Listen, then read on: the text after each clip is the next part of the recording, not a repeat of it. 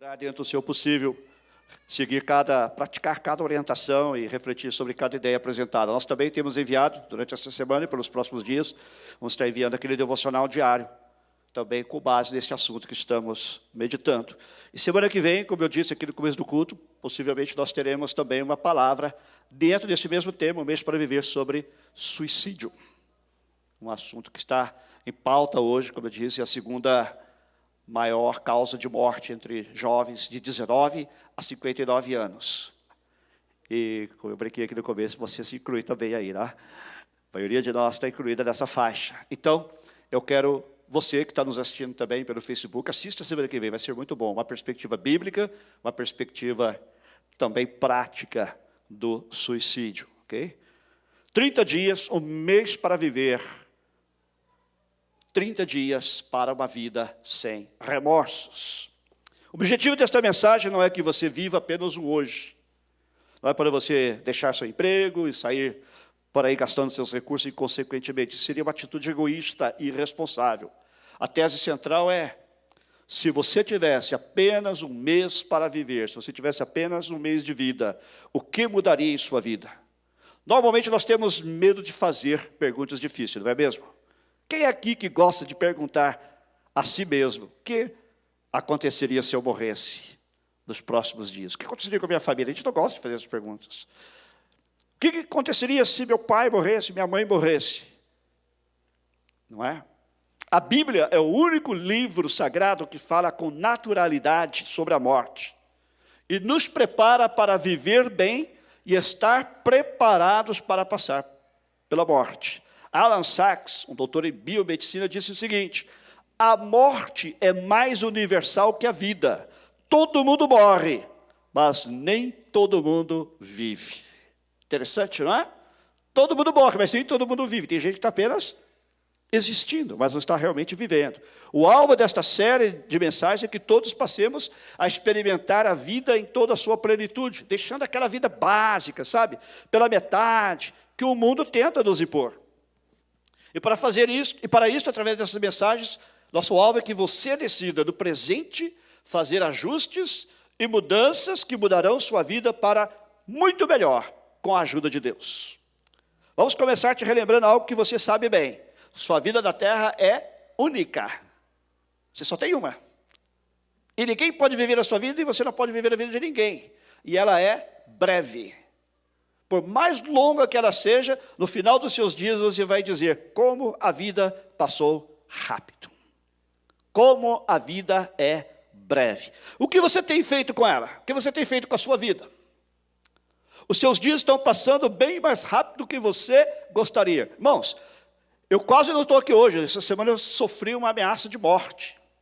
Dia 31 eu fiz uma brincadeira postando lá no grupo da família e alguns outros grupos de amigos, dizendo que 31/10 era o dia das esposas, que é o dia das bruxas.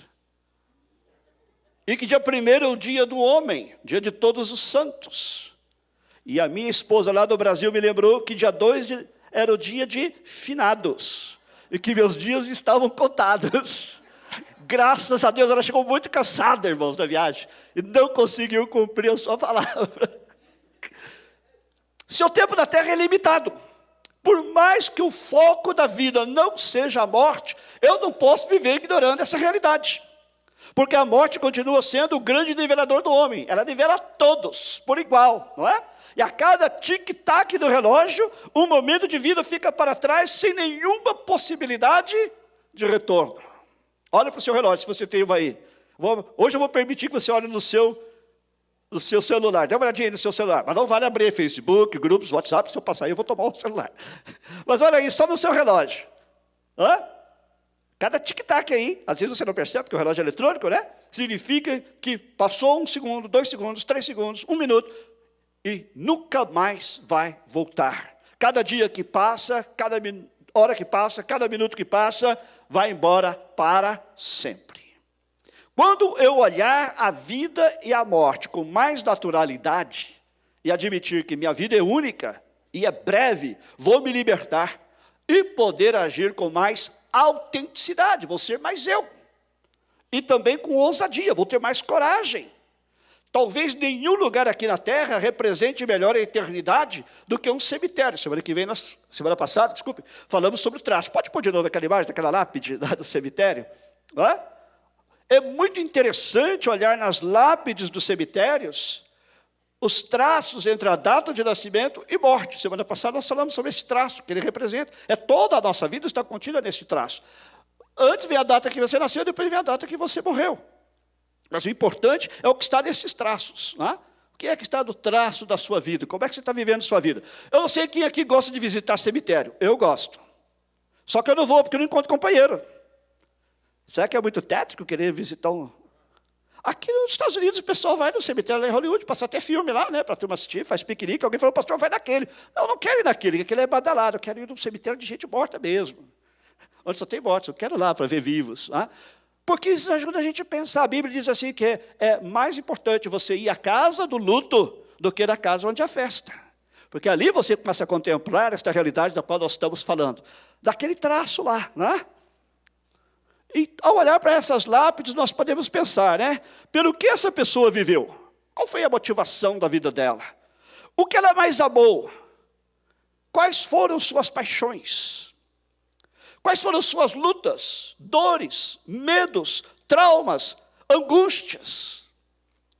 Quais foram suas maiores vitórias? Qual foi o seu legado que ela deixou para a posteridade? Deixou filhos e filhas?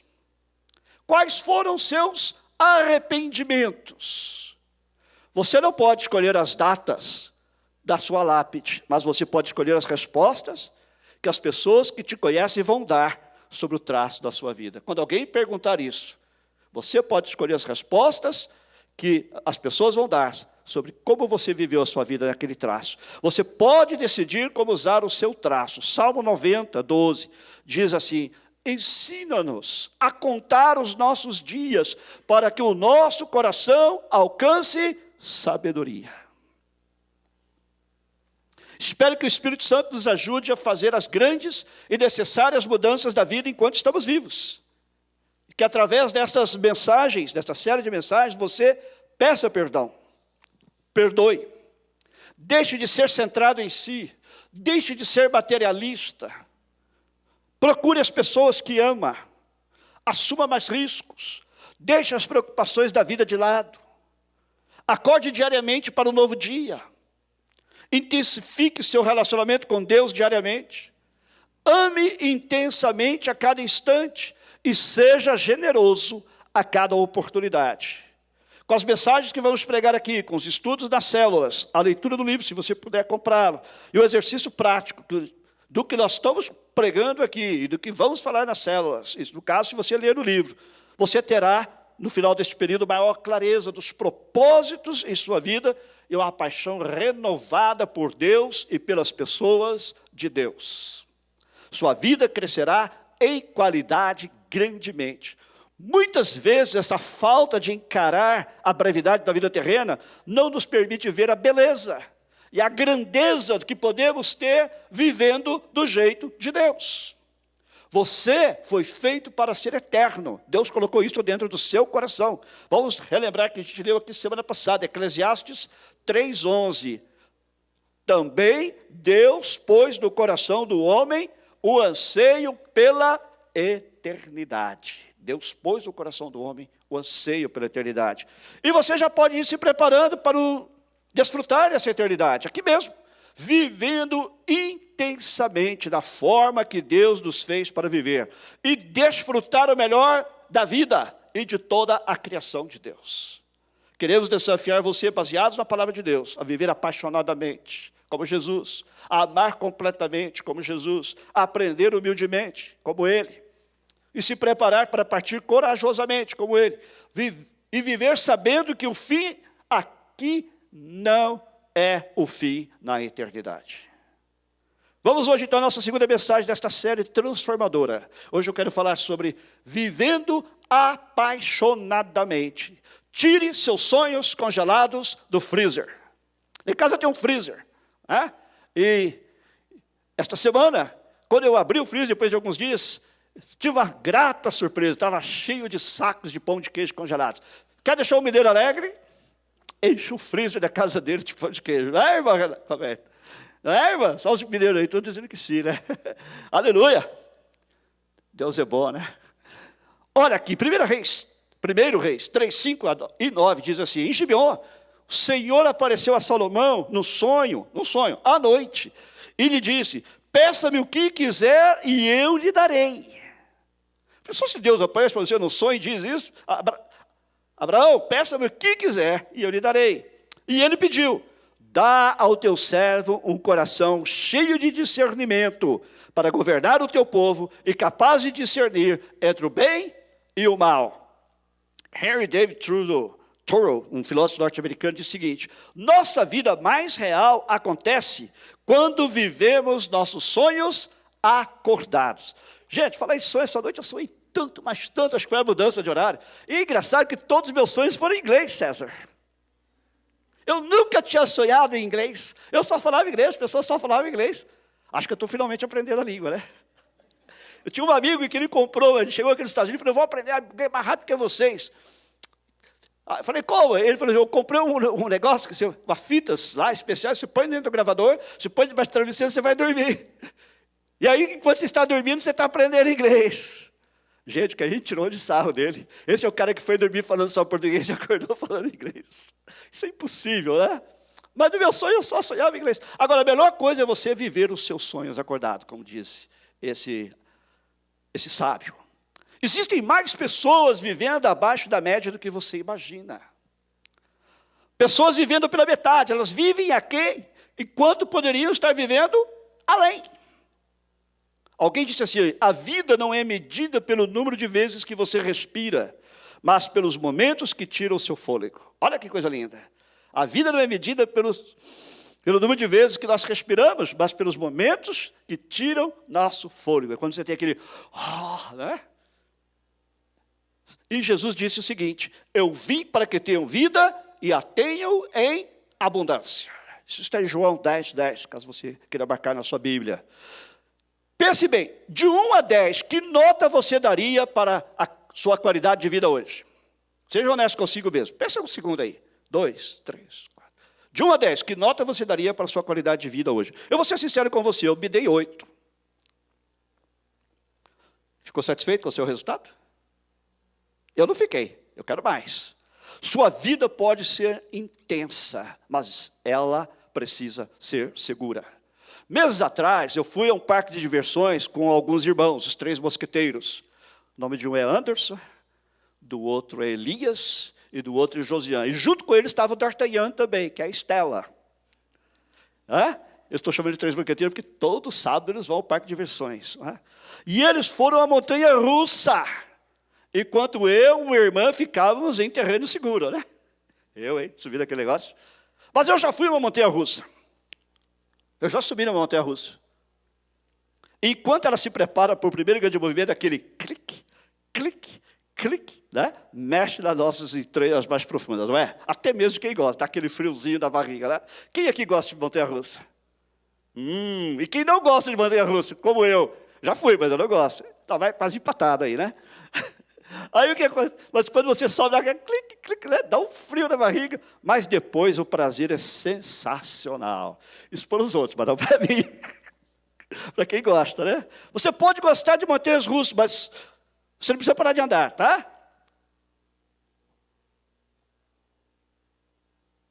Você só não pode ter uma vida que seja como uma montanha russa. Ora por cima, ora por baixo. Sabe quando dá aquele loop? Ora por cima, ora por baixo. Ora por cima, ora por baixo. E o tempo todo levando sustos. Isso não dá para viver dessa maneira.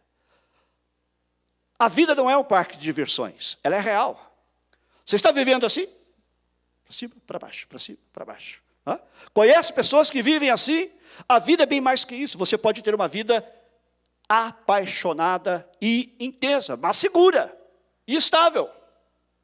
Você não precisa viver seus únicos dias como se diariamente estivesse numa montanha russa. Altos e baixos, altos e baixos, altos e baixos. Como é que você pode viver uma vida diferente? Como é que você pode viver apaixonadamente? Como é que você pode viver intensamente, mas ao mesmo tempo seguro? Primeiro, comece derrotando a crise do algum dia. Lembra que a gente falou semana passada, a crise do algum dia. Algum dia eu vou fazer, algum dia eu vou realizar esse sonho, algum dia. Quem lembra? Algum dia. Então comece derrotando a crise do algum dia. 1 Samuel 17:33, quando Davi, aquele menino, disse que ia enfrentar o gigante Golias, um homem enorme, Saul lhe disse a Davi: você não tem condições de lutar contra este filisteu. Você é apenas um rapaz e ele um guerreiro. Gente, quantas vezes você já viu algo semelhante na sua vida? O que você está deixando para depois, por sugestão negativa das pessoas ao seu redor? Não faça, Abraão, porque não vai dar certo. Não faça, irmã, porque não vai dar certo, porque você é pequena, e o obstáculo é muito grande, é um gigante, é um Golias. Quantas vezes você deixou para depois as coisas? O que você está deixando hoje para depois? Por causa de sugestão negativa dos outros. À medida que a vida avança e a meia-idade não é apenas a realidade dos outros, mas a nossa, a diversão um dia vai terminar. Tudo passa muito rápido. E é comum os mais jovens falarem, algum dia, em alguma segunda-feira da vida, quando eu me aposentar, agosto de Deus, né? Quando eu tiver dinheiro, etc. Entenda, algum dia é hoje, é agora. Você sabe se vai estar vivo amanhã? Se você só tiver 30 dias para viver, o que você faria? Então entenda que algum dia é hoje, é agora. Nós dissemos semana passada que a palavra preferida de Deus é agora. O melhor da vida é o presente, é o que você tem nas mãos. Alguém diz que o presente se chama presente porque ele é um presente de Deus para nós. O passado passou, você não pode repetir. O futuro ainda não chegou, você não sabe se vai estar lá, mas você tem o presente de Deus, que é o presente, é o momento atual da sua vida. Deus não planejou a sua vida para você ficar à margem de tudo. Ele lhe deu fé para você vencer, correndo riscos, desafiando Golias. O que Davi queria parecia ridículo. Um garoto, um menino, um adolescente, enfrentar um gigante, guerreiro, experiente. Mas ele estava agindo com base na fé. O que diferenciou a vida de Davi de milhares foi uma fé que parecia ridícula. O rei pensou assim, os irmãos de Davi pensaram assim, o pai de Davi pensou assim. Mas o que diferenciou Davi de milhares foi uma fé que parecia ridícula. Você está vivendo sua única vida na base de uma fé completamente previsível e explicável humanamente? Que tipo de fé é esta? Religião? Boa vontade? Risco calculado? O mundo diz o tempo todo, não seja ridículo. Seja razoável. E lá se vai sua fé em Deus. Porque você ouve o mundo. Você ouve as pessoas. O que você está fazendo neste exato momento em sua vida que exija fé? Vida cristã é sair da zona de conforto e correr riscos. Correr riscos por Deus, correr riscos por Jesus. Você pode estar com muito medo, mas cheio de fé no que Deus fará. Temos muitos exemplos da Bíblia, tem muitos exemplos da história cristã, de homens e mulheres chamados por Deus para fazer algo, e foram contra a opinião das pessoas, e fizeram aquilo que Deus tinha colocado nos seus corações, e saíram em fé, com medo sim, mas com fé, e venceram, triunfaram. Quero dizer o seguinte, Deus é um motorista muito experiente, Ele conduzirá a sua vida, mesmo com muitas curvas, a um destino seguro, se você confiar nele. Deus se preocupa com sua vida muito mais do que você pode pensar ou imaginar. Confie nele. Salmo 37:4, que muitos até sabemos de cor, diz, na verdade é o 5, acho que eu marquei errado aqui. Entrega o teu caminho ao Senhor, confia nele e ele o fará. Vou repetir, entrega o teu caminho, entrega a tua vida ao Senhor, confia nele e ele o fará. Deixa essa história de algum dia, pare de procrastinação. Tome a decisão de confiar e entregar tudo hoje mesmo ao controle de Deus, através da fé em Jesus. Segundo, valorize seu bem mais precioso. Segundo Coríntios 6:1 diz, cooperando também com Ele, com Deus, cooperando também com ele, vos exortamos a que não recebais a graça de Deus em vão. Seu tempo é uma graça de Deus. Você não pode desperdiçá-lo. É um bem esgotável, é um bem perecível. Um dia ele vai terminar. Somos criados por Deus para muito mais do que para o nosso próprio trabalho. Nós temos mais valor do que aquilo que fazemos. O que somos vale muito mais do que aquilo que fazemos. Como você está gastando o seu recurso mais precioso? O que consome seu tempo diariamente? Se sua resposta for no trabalho, faça um cálculo. Está valendo a pena? Eu vim para trabalhar, meu nome é trabalho. Está valendo a pena? Ralph Waldo Emerson, que também era um escritor, filósofo, poeta norte-americano, disse o seguinte: cuide bem do seu tempo livre. Estes momentos são como diamantes não lapidados. Despreze-os e seu valor nunca será conhecido. Melhore-os e eles se tornarão as brilhantes joias de uma vida útil. Você está usando seu tempo apenas para assistir televisão? Arrumando arquivos eletrônicos em seu computador, navegando em páginas inúteis da internet? Sem falar na mídia social, né? Você está preso em suas 24 horas. Você não pode aumentar para 25 e muito menos para 30. Então será o modo como você investe suas horas que farão aumentar o seu senso de significado ou realização. 20 horas semanais diante de uma TV ou diante da tela de um computador pode gerar depressão. E se não gerar depressão, vai gerar alienação.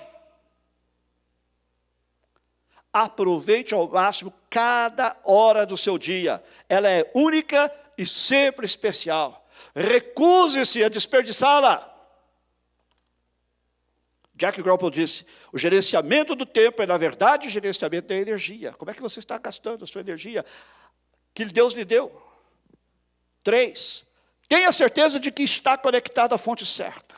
João 15:5, Jesus diz assim: eu sou a videira, vocês as varas. Quem está em mim e eu nele, esse dá muito fruto, porque sem mim vocês nada podem fazer. Na tradição mais antiga, vós nada podeis fazer.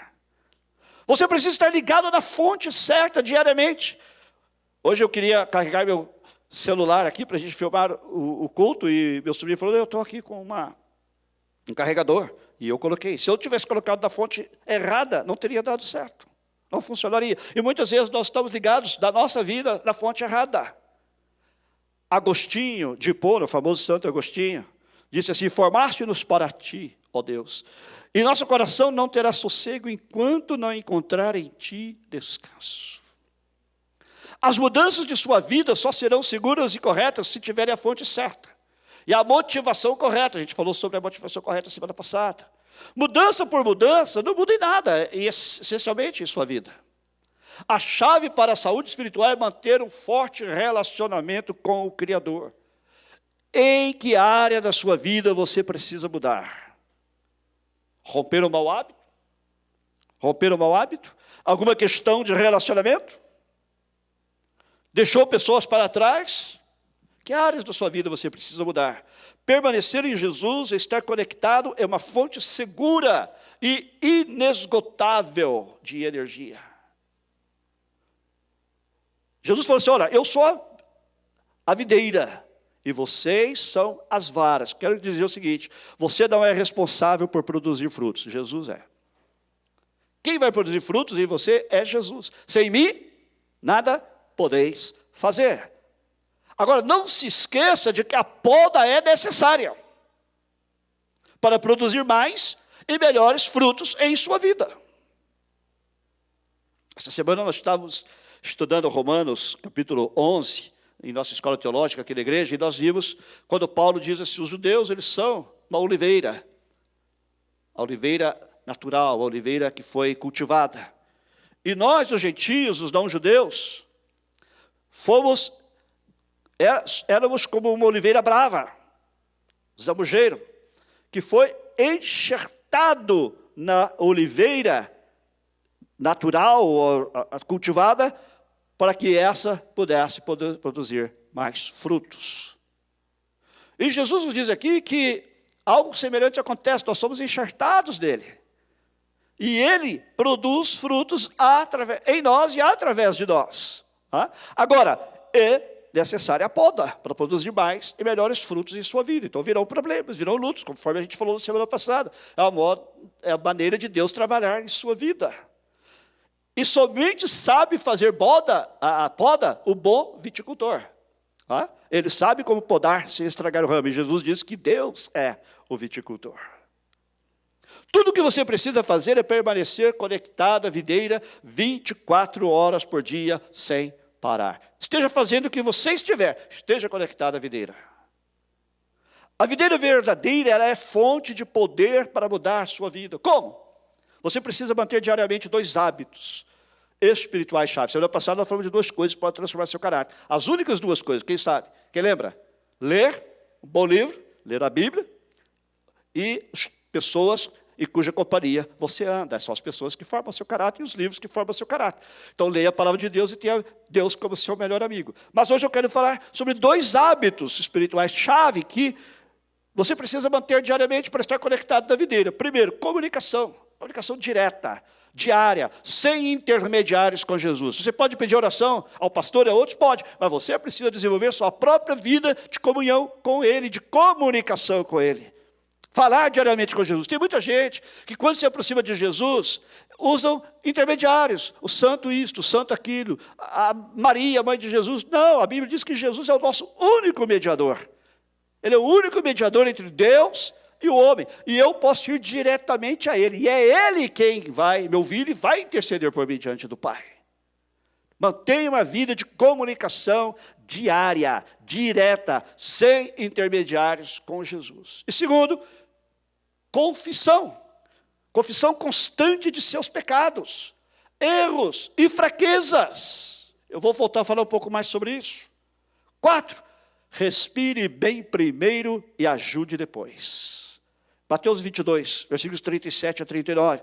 Jesus diz: amarás o Senhor teu Deus de todo o teu coração, de toda a tua alma e de todo o teu entendimento. Este é o primeiro e grande mandamento. E o segundo, semelhante a este, é: amarás o teu próximo como a ti mesmo. Note bem, a ordem aqui. Primeiro, Deus. Amarás o Senhor teu Deus.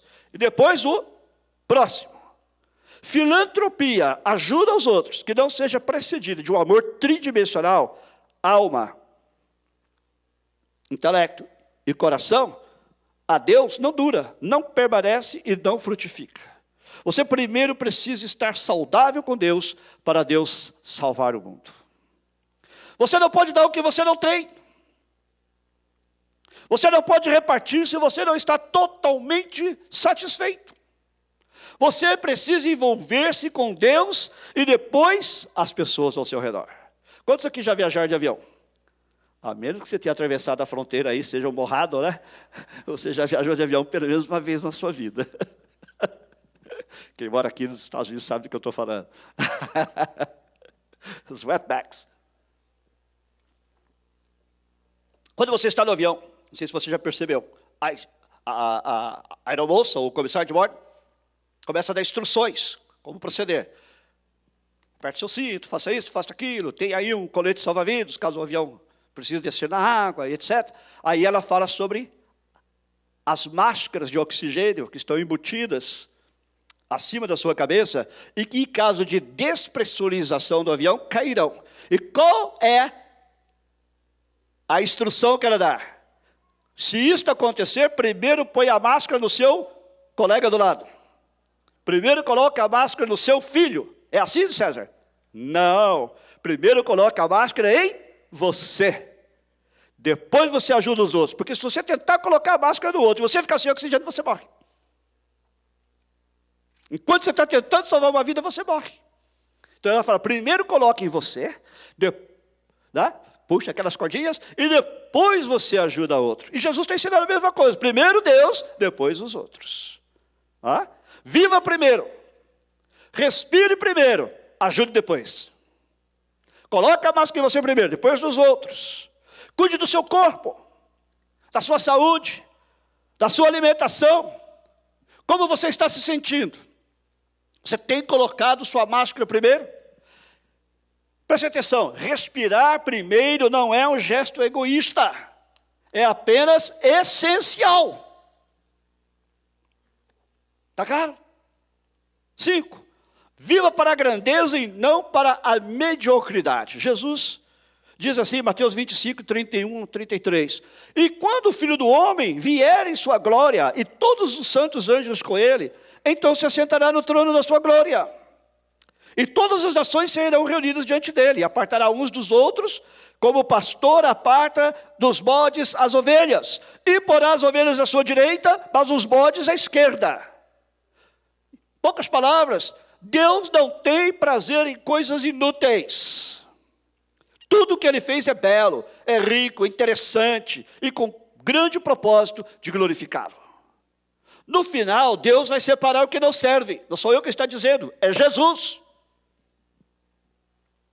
Quando você gasta tempo, energia, tentando agradar pessoas, controlar situações, olhando o passado, vendo o que você perdeu, lamentando, reclamando, você está abrindo mão de uma vida grande. Neste exato momento, o que está prendendo você? E o que você precisa largar para viver os melhores anos de sua vida? A mediocridade estará sempre em sua lista de opções. Você pode escolher ser medíocre. Confie em Deus em cada área da sua vida. Não fique agarrado nas suas confortáveis redes. A gente cria, uma zona de conforto e a gente quer ficar preso nela. Confie em Deus. Cada área da sua vida. Perder oportunidades geradas por Deus é abrir mão da grandeza de Deus para a sua vida. É um crime viver sua única vida assim. O reverendo Dr. William Shedd diz: o navio está em segurança do porto, mas não é para isso que servem os navios. O navio está em segurança do porto, mas é para isso que servem os navios. Somente você mesmo pode te impedir de ter uma vida em direção às grandezas de Deus. E se você tem muito em suas mãos e não está dando conta, deixa eu te lembrar as palavras de Jesus. Ele diz assim, Lucas 12, 48, daquele a quem muito é dado, muito se lhe requerirá. E a quem muito é confiado, mais ainda se lhe pedirá. Em quais áreas as possibilidades de assumir riscos são maiores em sua vida? Área pessoal? Profissional? Relacional? Ou espiritual? Esta igreja aqui existe porque um pequeno grupo de pessoas correu o risco de começar uma igreja brasileira na cidade de Culver City. E graças a Deus por aquele risco que corremos, hoje estamos aqui. Guarde este aqui que eu vou dizer agora. Sementes de grandeza só crescem saudáveis quando o terreno é o servir. Cuidei de mim, agora vou servir a outros. A música que cantamos, Mais de ti, que eu seja o servo dos irmãos. Que eu seja o servo. Agora eu vou dizer uma coisa para você. Você não precisa ser bom em tudo. Isso não significa grandeza. Quem aqui já andou no carro, já possuiu um carro Ford?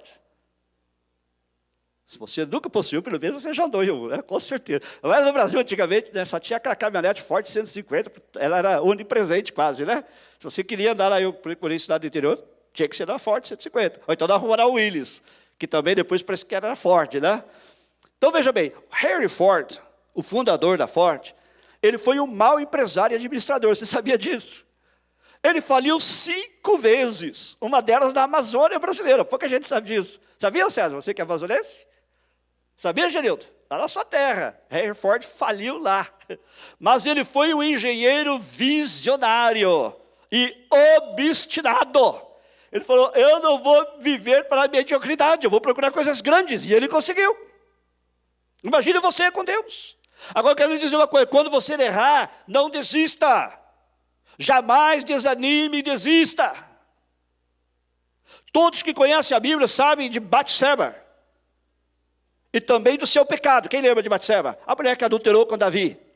Todo mundo que conhece a Bíblia sabe a história dela. Mas temos que lembrar que a Bíblia fala que ela foi mãe de Salomão. E você sabe o quanto uma mãe influencia o filho. E ela está na linhagem de Jesus, mencionada na genealogia de Jesus em Mateus 1,6. Olha que tremendo. Foi um fracasso que ela fez, foi um pecado, mas ela se arrependeu e Deus a transformou, e ela hoje está na genealogia de Jesus. Que coisa tremenda. Deus quer transformar suas tragédias, seus erros, sejam eles bobos ou planejados, em algo para mudar sua vida e a vida de muitas pessoas. Olhe para frente e pense grande. Pense grande. Se você está vivo é porque você ainda não chegou ao fim da sua jornada. Tem muita coisa pela frente e você precisa ter esta visão do que Deus pode fazer. Deus é poderoso para fazer tudo muito mais abundantemente, além do que pedimos ou pensamos. Vou colocar em outras palavras. Além do que pedimos ou sonhamos. Deus é poderoso para fazer isto. Você crê? Então sonhe grande. Sexto, tire as sujeiras da sua pista. Provérbios 28:13 diz: o que encobre as suas transgressões nunca prosperará, mas o que as confessa e deixa alcançará misericórdia. Toda vez que acontecem acidentes, acontecem sujeiras. Você já viu aí nas freeways? Outro dia eu estava voltando para casa aqui da igreja, era noite, e estava muito escuro, e eu não vi. Quando me dei conta, por cima já uns destroços de carro, e passei por cima. Inclusive, está com problema no eixo do meu carro, porque outro dia também eu passei em cima de um outro resto de acidente. Acidentes causam sujeiras. Assim é o tempo todo, nas ruas, nas estradas, avenidas. Carro batido gera coisas para limpar e arrumar, às vezes por um longo tempo. Às vezes um acidente aconteceu de manhã, você passa lá até e está lá sujeira. Assim também é na vida. A vida sempre terá trajetos difíceis, curvas fechadas, ruas esburacadas, abismos profundos e, naturalmente, os acidentes. As quedas são quase sempre inevitáveis. Agora, diante dos acidentes, você precisa se levantar e limpar a pista, para que outros não venham a cair, para que outros também não venham a sofrer acidentes. Qual foi a última vez que você se envolveu em um acidente? Como você lidou com ele? Você precisa admitir seus pecados, para que eles sejam perdoados por Deus. Quando reconhecemos nossos erros, recebemos uma nova oportunidade, uma outra chance. Aprenda com as perdas e livre-se da culpa. Muita gente está vivendo preso pela culpa. Confesse os seus pecados, entregue-os a Deus, e a Bíblia diz que eles serão perdoados e apagados, e Deus nunca mais se lembrará deles. Então aprenda a lidar com as perdas e livre-se da culpa. E torne a ligar seu motor e pegue a estrada novamente. Deus perdoa e nos dá o poder para recomeçar. A maior sujeira é a culpa. Livre-se da sujeira da culpa. Saiba lidar com ela. Quando você enfrenta e sai da amarra da negação, sua vida sai da derrota e entra na vitória. Reconheça que você pecou, reconheça que você errou. Quando você estiver na negação, você vai ficar na derrota. Mas quando você confessa e deixa as suas transgressões, a Bíblia diz que você entra na vitória. Quando você olha autocriticamente para os seus acidentes do passado, e lembra que eles foram admitidos, eu errei, eu admiti, você pode se lembrar de que seu caráter foi fortalecido e sua fé ampliada. E 7, e último, encontre e não abra mão do seu sonho. Efésios 3:20, que eu acabei de citar. Aquele que é poderoso para fazer tudo muito mais abundantemente, além daquilo que pedimos ou pensamos, segundo o seu poder que opera em nós. Deixa eu dizer uma coisa para você. Nossos sonhos sempre serão menores que os sonhos de Deus para nós. Deus é grande, é exponencial. O universo não pode contê-lo. Ele deseja o melhor, Ele quer lhe dar abundância. O que Ele tem para você é o abundante. Você tem sonhado? Qual é o tamanho de seus sonhos? E sua vida reflete a busca pela realização dos seus sonhos? Se você está acomodado, dormindo, com preguiça, nunca verá seus sonhos se tornarem realidade. Este é o tripé dos sonhos realizados. Sonho. Sonhe. Trabalhe e confie em Deus. Sonhe, trabalhe e confie em Deus. Salmo 34:8 diz: provai e vede que o Senhor é bom. Bem-aventurado é o homem que nele confia. Tem pessoas que sonham grande, mas não movem nada em direção aos seus sonhos.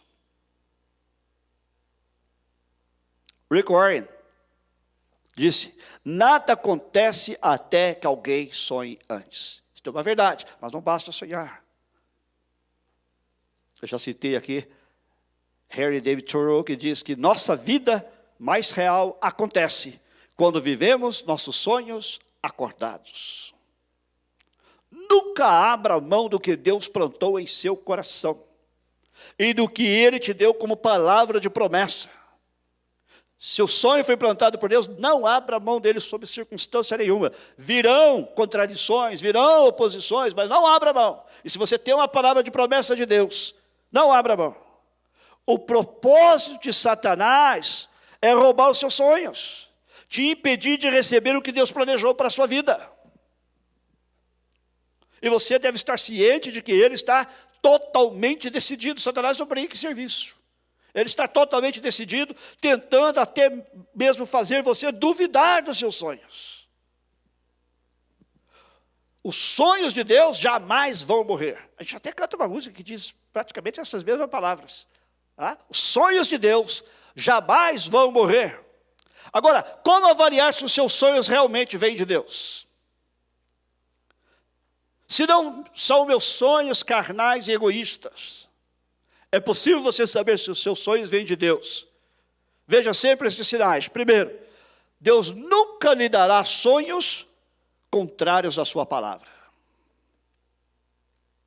Se o sonho é de Deus, ele nunca será contrário à palavra de Deus. Deus não se contradiz. Segundo, Deus lhe dará sonhos para suscitar fé. Terceiro, os sonhos de Deus vêm para abençoar outras pessoas. Você será abençoado, mas é também para abençoar outras pessoas. Não é egoísta e nem carnal. Quarto, os sonhos de Deus vêm do que você é, do seu coração. Foi Deus quem te criou. Ele conhece a sua personalidade, quem você realmente é. A palavra grega para coração é cardia, que quer dizer literalmente o verdadeiro você. Seu coração é quem você realmente é. É sua motivação interna. Seus valores mais profundos, seu amor, sua paixão. O escritor inglês chamado George Eliot disse, embora ela fosse uma mulher, ela era chamada George Eliot. Era um pseudônimo. Ela disse: nunca é tarde demais para você ser aquilo que você deveria ser. Nunca é tarde demais para você ser aquilo que você deveria ser. E muito importante, com Deus nunca é tarde demais. Com que idade Moisés começou o ministério dele? Alguém lembra? 80 anos. Muitos de vocês já estão dizendo: eu estou com o pé na cova, não vou fazer nada. Ele falou: não, 80 anos estou mal começando. Nunca é tarde demais. Alguns dizem assim: eu devia ter começado mais cedo. Minha sobrinha falou: eu devia ter chegado mais cedo aqui nos Estados Unidos. José começou a viver o sonho dele aos 39 anos aproximadamente. Nunca é tarde demais. Moisés com 80. Ok? Deus usa a pessoa que tem um sonho, quando este sonho veio de Deus. Independentemente do que você estiver passando, nenhum problema pode destruir o sonho de Deus para a sua vida. Ele diz: eu não te deixarei, nem jamais te desampararei. Eu nunca te deixarei, nunca te deixarei, nem jamais te desampararei. Quero que você faça um exercício mental e espiritual nesta noite. Pegue sua caixa de sonhos. Imagina assim que você tem uma caixa. Pegue sua caixa de sonhos. Se você quiser fechar os seus olhos para você se concentrar, a gente já vai orar. O que tem dentro dessa caixa? Quais são os seus sonhos congelados? Você sonhou, mas você pôs no congelador e deixou lá. O que você faria se você tivesse certeza que não fracassaria? Repita a pergunta. O que você faria se tivesse certeza que você não fracassaria? Faça esse exercício. Vá para o segundo sonho. Que outro sonho você tem aí congelado? O que você faria se você tivesse certeza que você não fracassaria?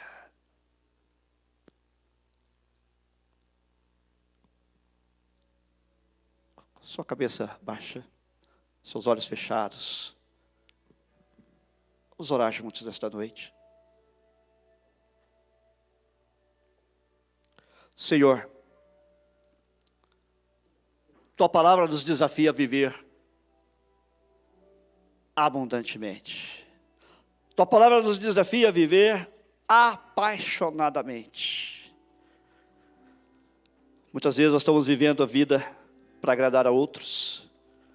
Muitas vezes nós estamos vivendo a vida deixando que os nossos sonhos sejam tolhidos. Alguns de nós tivemos nossos sonhos enterrados por outros. Alguns de nós deixamos que os outros controlem nossa vida. Por outro lado, alguns de nós tentam controlar sua própria vida e as circunstâncias ao seu redor.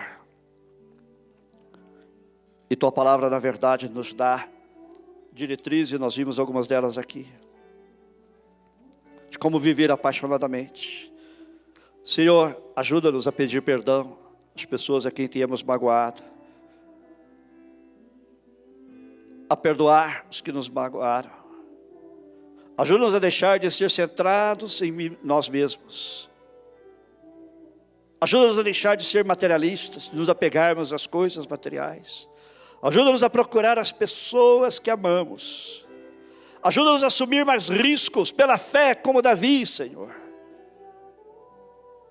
Maior risco é não correr risco. Ajuda-nos a deixar as preocupações da vida de lado. Ajuda-nos a acordar diariamente para um novo dia. Ajuda-nos a intensificar o nosso relacionamento contigo diariamente, a pormos a nossa máscara primeiro, a respirarmos primeiro, colocando-te a Ti em primeiro lugar nas nossas vidas, e depois ajudar os outros.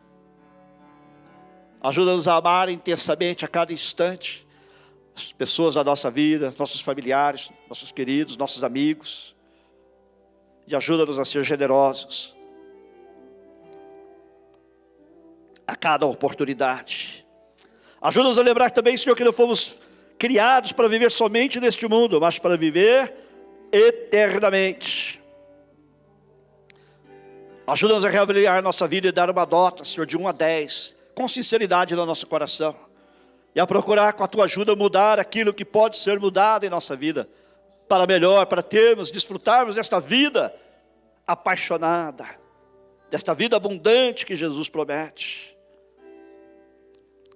Ajuda-nos a ter uma vida segura e real, apaixonada, vibrante sim, mas também segura. Ajuda-nos a não ser como aquela montanha russa que ora está por cima, ora por baixo, o tempo todo levando sustos. Oh Deus, ajuda-nos a derrotar a crise do algum dia e começar a viver agora. Ajuda-nos a valorizar o bem mais precioso que temos, que é a vida, este presente sagrado que o Senhor nos deu. Ajuda-nos a gastar este recurso mais precioso da melhor maneira possível.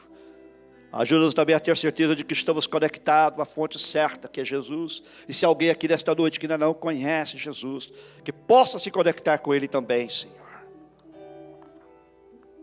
Ajuda-nos também, Senhor, a nos comunicarmos diariamente com Jesus, sem intermediários, e a confessar diariamente, constantemente os nossos pecados, erros e fraquezas, a colocar-te em primeiro lugar e depois o próximo. Ajuda-nos a viver para a grandeza e não para a mediocridade, Senhor.